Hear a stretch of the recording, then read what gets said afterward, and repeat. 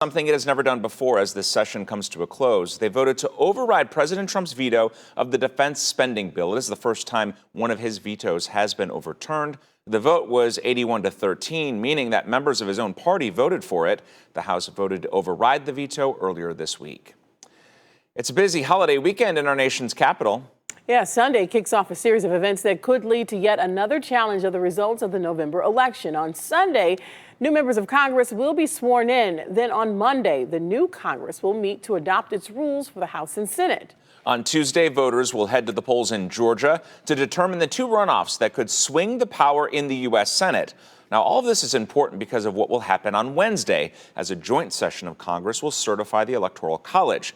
That seemingly benign part of the electoral process, experts believe, will give way to one last-ditch effort by some Republicans to challenge the result of the election. News 5's Jordan Vandenberg has more on this lesson in civics and its Ohio connection.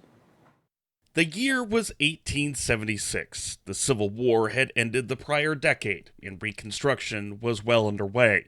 Ohio Governor Republican Rutherford B. Hayes and his awesome beard took on Democrat Samuel Tilden. The election was a razor-thin mess that led to the Compromise of 1877 and Hayes securing the presidency by one electoral vote.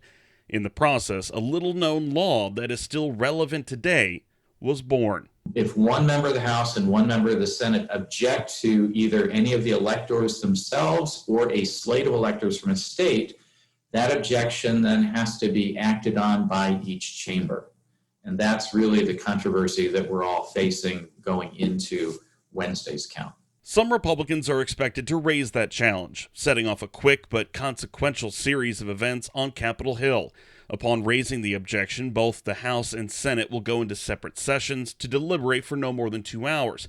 The last time this happened, following the 2004 election, when Democrats challenged electors from Ohio. If a vote on the objection was upheld by majorities in both chambers, then that elector or slate of electors for whom the objection was filed is eliminated from the count.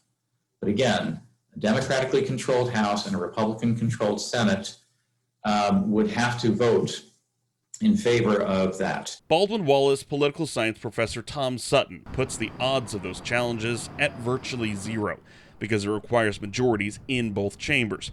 Not only that, dozens of electors would have to be disqualified to make a difference in the final Electoral College vote. If nothing else, it forces us to look at these minutest of details that are involved in a process that we otherwise never paid attention to. Like how many of us, including political scientists and political, all of us that do this for a living, how many of us paid attention to when they actually met in that joint session and had the count of the Electoral College vote? In the end, President-elect Joe Biden is still widely expected to be inaugurated January 20th. But if the past is any indication, there may be a sequel to the 2020 elections already in production. All eyes are in 2024 at this point. Jordan Vandenberg, News 5.